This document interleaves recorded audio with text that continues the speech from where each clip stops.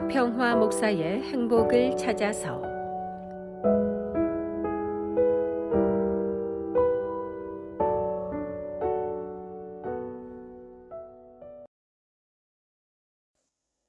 성경에서 여성의 이름이 제목으로 붙여진 성경은 룻기와 에스더 두 권이 있습니다. 특히 룻기는 그 주인공이 이스라엘 사람이 아닌 모압 출신의 이방 여인입니다.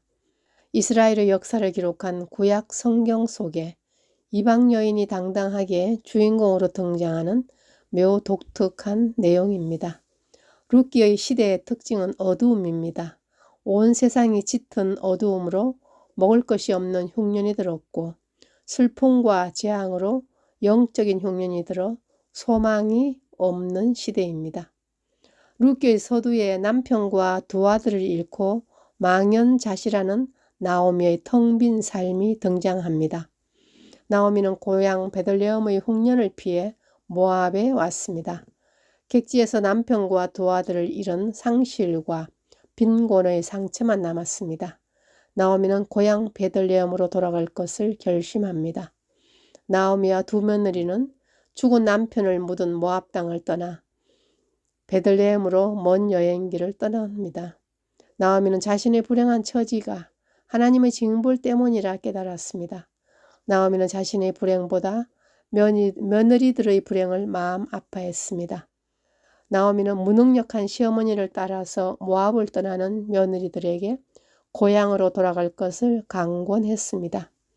나오미의 설득에 큰 며느리는 친정으로 돌아갔습니다. 둘째 룻은 끝까지 친정으로 돌아가지 않았습니다. 며느리 룻은 홀로 된 시어머니와 함께 살기로 작정했습니다.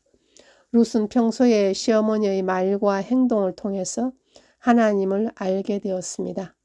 룻은 세상에 어떤 어려움이 있어도 어머니가 믿는 하나님을 떠나지 않겠다고 신앙 결단을 합니다. 나오미는 모압에서 실패한 인생이었지만 하나님을 찾아 베들레헴으로 돌아갈 때는 착한 며느리 룻을 얻었습니다. 룻은 나오미에게 실패 중에 큰 위로가 되었고 장차 가정을 회복시킬 소망이 되었습니다. 나오미의 말과 행동은 좋은 시어머니의 본입니다.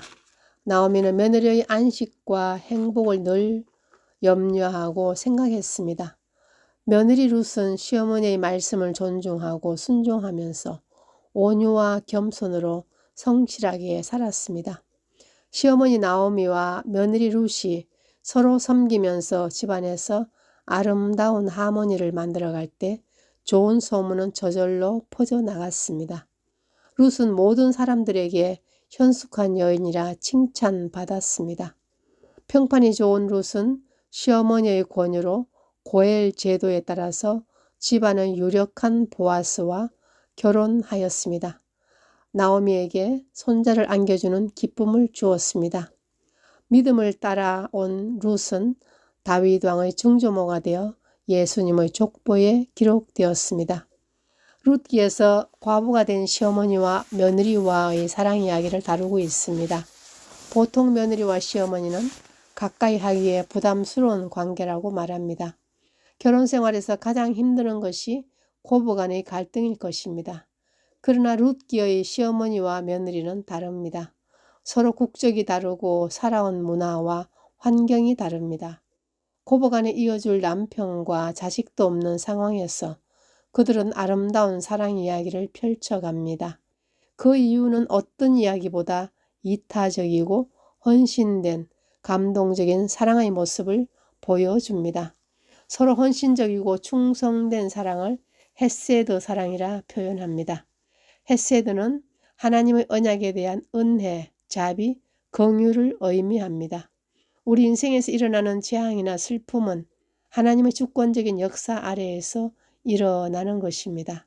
그러나 하나님의 목적은 결국 선하십니다. 인간의 모든 역사는 심지어 가장 어두운 시간까지도 하나님의 헤세드의 사랑으로 우리에게 은혜를 베푸시며 하나님의 영광을 드러내십니다. 아멘.